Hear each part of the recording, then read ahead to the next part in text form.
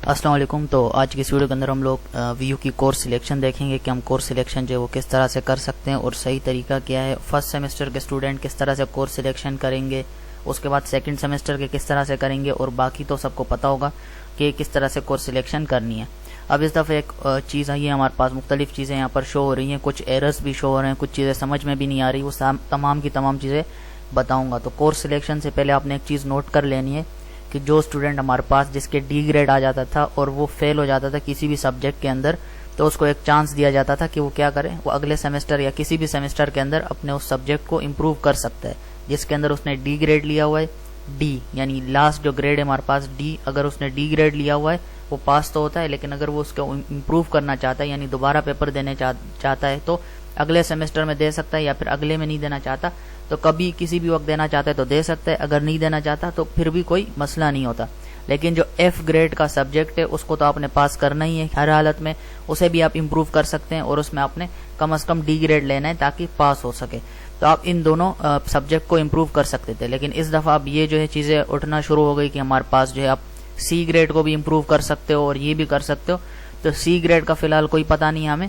क्यों नहीं पता? क्योंकि यहाँ पर जो डी ग्रेड के अंदर जितने भी सब्जेक्ट शो हो रहे हैं, इसके अंदर ए भी शो हो रहा है, बी भी शो हो रहा है, सी और डी सब शो हो रहे हैं। तो एक चीज़ आपने फिलहाल माइंड के अंदर बिठा लेनी है, जब आप कोर्स सिलेक्शन कर रहे हैं तो पीछे से जाके आपने ग्रेड बुक यहाँ पे लिखा हुआ है ना, इसके अंदर जाकर आपने जो डी ग्रेड सब्जेक्ट है आपके सिर्फ और सिर्फ अगर आप इम्प्रूव करना चाह रहे हैं, मान के चलो हर एक स्टूडेंट अपना प्लान बनाता है कि भाई इस सेमेस्टर के अंदर मैं अपने एक सब्जेक्ट या दो सब्जेक्ट डी वाले इम्प्रूव करूंगा, अगले सेमेस्टर के अंदर एक इम्प्रूव करूंगा। इसी तरह से हर एक ने अपना प्लान बनाया होगा, किसी ने ये प्लान बनाया होगा कि मैं एक ही साथ में सारे के सारे जो डी ग्रेड कवर करूंगा। अब ये आपके ऊपर है आप किस तरह से लेके चलते हो। फिलहाल आपने क्या करना है, सिर्फ और सिर्फ डी ग्रेड वाले सब्जेक्ट को ही लेके चलना है, सी वाले को आपने सिलेक्ट नहीं करना। फिलहाल आपने रुक जाने, क्योंकि यहाँ पर इन्होंने क्या किया है, तमाम के तमाम सब्जेक्ट दिए हुए हैं, A grade, B grade, C grade, D grade सब दिया हुआ है यहाँ पर। तो अब इसने ऐसा ना हो गलती से आप ए ग्रेड सिलेक्ट कर लो, हो सकता है कि ये चीज हो कि सिर्फ और आप जो है इस दफा ए को भी इम्प्रूव कर सको, बी को भी, सी को भी, डी को भी, क्योंकि यहाँ पे जो इन्होंने हेडिंग दी हुई है वो लिखा हुआ है सिर्फ डी ग्रेड, लेकिन नीचे इन्होंने तमाम सब्जेक्ट दे दिए पिछले सेमेस्टर्स के। तो ये चीज यहाँ पर कंफ्यूज करने वाली है कि आखिर हम सी ग्रेड को भी कर सकते हैं या फिर ए और बी को भी कर सकते हैं, क्योंकि ए और बी के ऑप्शन क्यों आ रहे हैं, वो भी नहीं आने चाहिए फिर। तो इनको ये हटाना पड़ेगा या फिर इनको कोई ना कोई अपडेट देनी पड़ेगी ताकि बच्चों को समझ आ सके कि आखिर हो क्या रहा है। सही है, स्टूडेंट्स परेशान हो रहे हैं कि भाई डी ग्रेड के अंदर ए ग्रेड भी शो हो रहा है, बी भी शो हो रहा है। तो बेहतर यही है कि डी ग्रेड तो है ना, वो तो चेंज नहीं हो सकता, तो डी ग्रेड आपने सिलेक्ट कर लेना है और फर्क भी आपका डी ग्रेड से ही पड़ता है। सी ग्रेड नाम से ही बुरा लगता है, वो 60+ होता है उसके अंदर नंबर, तो कोई ज्यादा इशू नहीं है। और सी के आपके काफी सारे होंगे जो मतलब थोड़े एवरेज स्टूडेंट है, तो सी हमारे पास काफी ज्यादा सब्जेक्ट होते हैं तो उनको आप कवर भी नहीं कर सकते, हर एक पेपर के क्या अलग अलग पैसे देते रहोगे दोबारा, वो काफी सारे सब्जेक्ट होते हैं। डी फिर भी कम होंगे आपके, जिसको आप इम्प्रूव करके जो है अपना एक अच्छा जो है वो जीपीए थोड़ा बढ़ा सकते हो। अगर 3 से कम है तो देन आप डी वाले को इम्प्रूव करते जाओ, तो आपका ऑटोमेटिकली जो है हमारे पास क्या हो जाएगा, 3 तक सी जीपीए जो है वो पहुंच जाएगा। वक्त के साथ साथ बस आपने एक चीज याद रखनी कि आगे आने वाले जो हमारे पास सेमेस्टर्स हैं उनके अंदर अच्छे से अच्छे नंबर लेने, ताकि जो ये फालतू की जो हाइप वगैरह क्रिएट हुई है कि हर एक सब्जेक्ट को आपको फिर रिपीट ना करना पड़े दोबारा। अब हो सकता है कि सी वाले ये ओपन कर दें, क्योंकि यहाँ पर उन्होंने क्या किया हुआ है, ए बी सी तमाम को ही ओपन रखा हुआ है। तो अब गलती से आपने यहाँ से क्लिक कर दिया तो कोई मसला नहीं है, आप दोबारा कोर्स सिलेक्शन कर सकते हो, बस उसको हाइड कर देना या दोबारा डिसेबल कर देना तो हट जाएगा। अब देखते हैं कि कोर्स सिलेक्शन किस तरह से करनी है। तो अब ये जो सेकंड सेमेस्टर के स्टूडेंट है या थर्ड सेमेस्टर के, अब उनके लिए मैं बता रहा हूँ यहाँ से, जो फर्स्ट सेमेस्टर के स्टूडेंट है उनको क्या करना है, उनको कुछ नहीं करना। उनको क्या करना होगा, जितने भी हमारे पास सब्जेक्ट दिए हुए हैं ना इस तरह से, बस उनको इनेबल करते जाने, इनेबल किया, इनेबल किया, इनेबल किया, इनेबल कर दिया। अब जिस के सामने हमारे पास इलेक्टिव लिखा हुआ है, इलेक्टिव यानी मान के चलो ये 2 सब्जेक्ट हैं, इनमें से मुझे कोई एक सिलेक्ट करना है। अब मैं सर्च करूंगा कि ISL 202 और हमारे पास MGT 211, इनमें से कौन सा मतलब मेरा इसके अंदर इंटरेस्ट है, और दूसरा कि हमारे पास इस पे रिलेटेड इन्फॉर्मेशन अवेलेबल है या नहीं। तो इन्फॉर्मेशन अवेलेबल है या नहीं तो मैं क्या करूंगा, इसको सिलेक्ट करूंगा और यूट्यूब पर जाके सर्च करूंगा कि ISL 202 मिड टर्म प्रिपरेशन या फिर शॉर्ट लेक्चर्स। आपने जाके शुरू के 1-2-3 लेक्चर देख लेने कि किस तरह से क्या चीज़ है, इसके अंदर क्या चीज़ पढ़ाई जा रही है, किस तरह से हमारे पास चीज़ें हैं, आसान है, मुश्किल है, वीडियोस मौजूद है प्रिपरेशन के लिए या नहीं। इसी तरह MGT को भी आपने देख लें, दोनों चीज़ें देख ली, इससे आपसे एक पॉइंट क्लियर हो जाएगा कि आखिर पूछा क्या जाता है, किस तरह से पूछा जाता है। तो हमारे पास जो चीज़ें होंगी आपको इजीली पता चल जाएंगी कि कौन ईजी सब्जेक्ट, कौन सा ईजी सब्जेक्ट मुझे लग रहा है और किस में मेरा इंटरेस्ट ज़्यादा है, बस उसको आपने सिलेक्ट कर लेना है। आपके इलेक्टिव होंगे, आपसे पूछा जाए कि भाई इनमें बताओ आप इन दोनों में से कौन सा चाहते हो, बस आपने वो सिलेक्ट करना है, बस दोनों आप नहीं कर सकते। अदरवाइज जितने भी आपके सब्जेक्ट शो हो रहे हैं फर्स्ट सेमेस्टर वाले, उन्होंने तमाम सब्जेक्ट को जो है यहाँ से इनेबल कर देना है। और जिसमें आपसे पूछा जा रहा है कि इलेक्टिव, तो इलेक्टिव में से एक करना होगा आपको, दोनों को अच्छे से सर्च कर लें कि कौन सा इजी है आपको लग रहा है, तो उसको इनेबल कर दे। इसी तरह दूसरा हमारे पास वो भी इलेक्टिव आ रहा है, यानी इन दोनों में से करो। आपने सर्च कर लिया, आपने बोला ये वाला करूंगा, तो ये आपकी कोर्स सिलेक्शन हो गई फर्स्ट सेमेस्टर वालों की, सही है। अब जो सेकंड सेमेस्टर वाले हैं उनको क्या करना होगा। अब मान के चलो किसी ने अपना डी ग्रेड इंप्रूव करना है, उसने फर्स्ट सेमेस्टर के अंदर डी ग्रेड ले लिया, सी ए बी को आपने नहीं छेड़ना, उसको फिलहाल कुछ भी नहीं करना, उसको एज इट इज छोड़ दो। सिर्फ और सिर्फ डी ग्रेड वाले को अब आपने इस दफा सिलेक्ट करते रहना है जब तक हमारे पास कोई अपडेट नहीं आ जाए। और लास्ट डेट 28 है, अभी बहुत सारे डेज बचे हुए हैं, अभी आपने कोर्स सिलेक्शन कर लेनी है। अगर कोई इशू होता है, कोई अपडेट आता है वीयू की तरफ से, तो तब आप जो है दोबारा से चेंजेस कर सकते हो, उसमें कोई इशू नहीं होगा। अब आपने क्या करना है, अब प्रीवियस आपने कोई सब्जेक्ट इंप्रूव करना है तो आप क्या करोगे, यहाँ से इनेबल कर दोगे। लेकिन फिलहाल मैं क्या कर रहा हूँ, मैं स्टूडेंट का नहीं छेड़ रहा, इसका जिस तरह से वैसे ही रहने दूंगा, क्योंकि मुझे प्रीवियस सब्जेक्ट को फिलहाल नहीं छेड़ना। नेक्स्ट में आ गया अब न्यू कोर्सेज जो शो होंगे, यानी इस सेमेस्टर के अंदर आपने कौन कौन से सब्जेक्ट जो है वो चूज करने, तो मैं क्या करूंगा, वो सिलेक्ट कर दूंगा।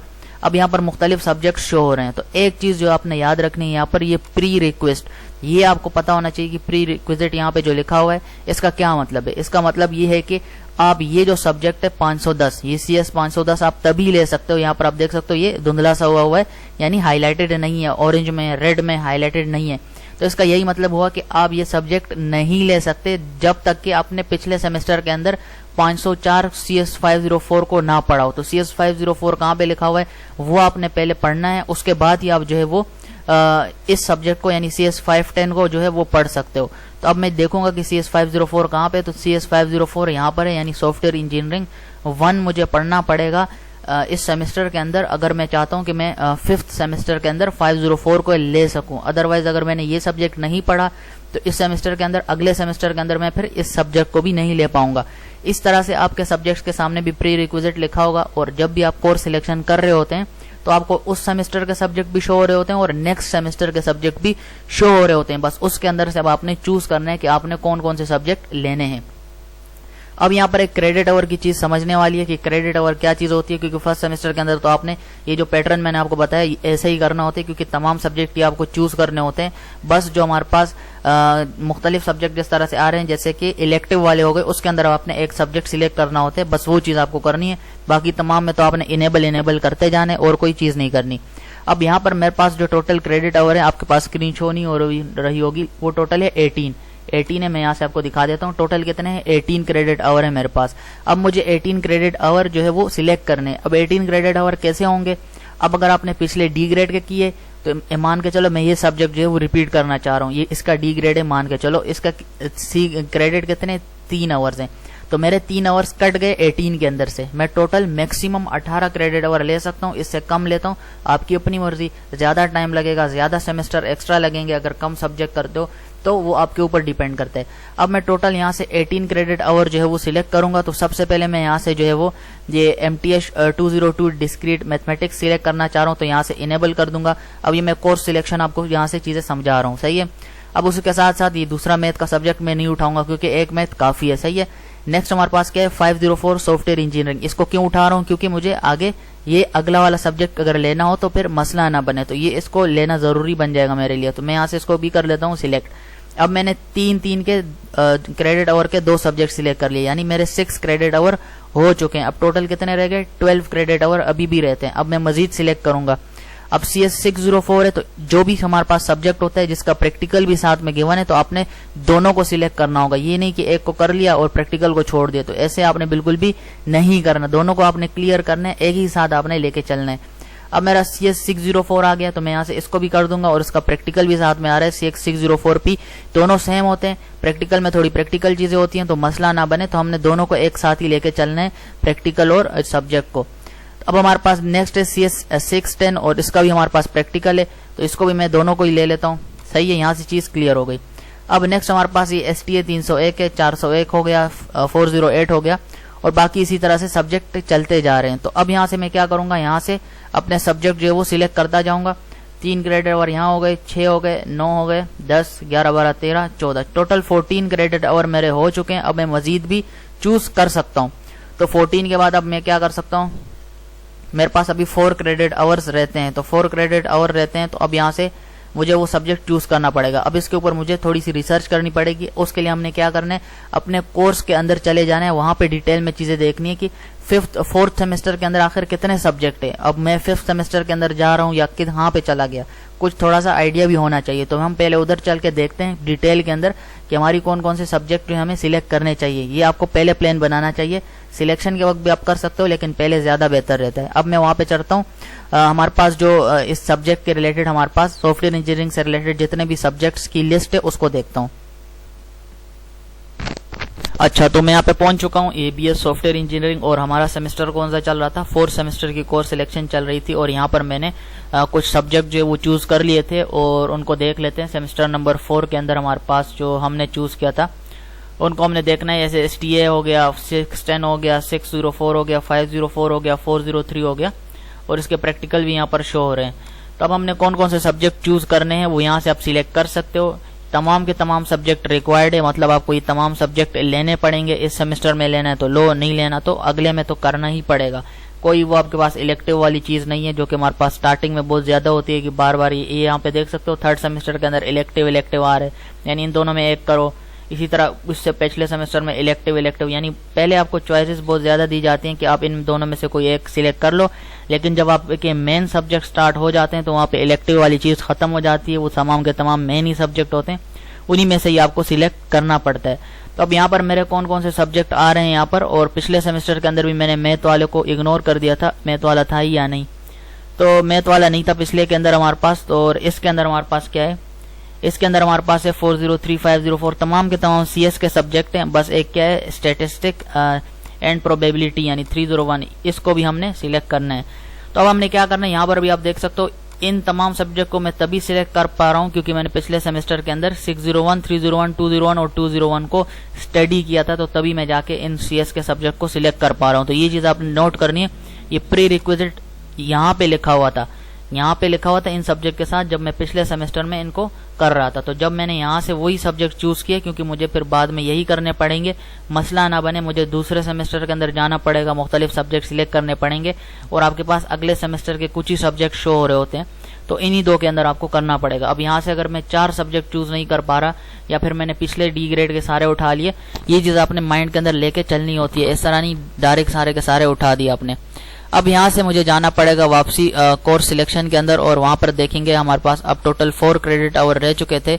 और यहाँ से अब मुझे थोड़ी सी जो है वो अच्छे से यहाँ पर करना पड़ेगा, क्योंकि हमारे पास जो क्रेडिट आवर्स हैं वो टोटल मैक्सिमम 18 है, और उसी के मुताबिक ये चीजें लेके चलनी पड़ेगी। अब मैं इसके अलावा एक और सब्जेक्ट ले लेता हूँ, ACS स्टैटिस्टिक्स ही ले लेते हैं, इसको ले लेता हूँ। अब मेरे टोटल क्रेडिट आवर कितने बनते हैं उसको गिनते हैं। 3, 4, 5, 6, 7, 8 हो गए, 9, 10, 11, 12, 13, 14, 15, 16, 17। अब मेरे टोटल क्रेडिट आवर 17 हो गए, और 17 से अलावा अब मैं नहीं ले सकता क्योंकि कोई प्रैक्टिकल बचा नहीं है जो कि 1 क्रेडिट आवर का हो और मैं ले लूं और मेरे 18 क्रेडिट आवर हो जाएं, ऐसा कोई सीन नहीं बचा।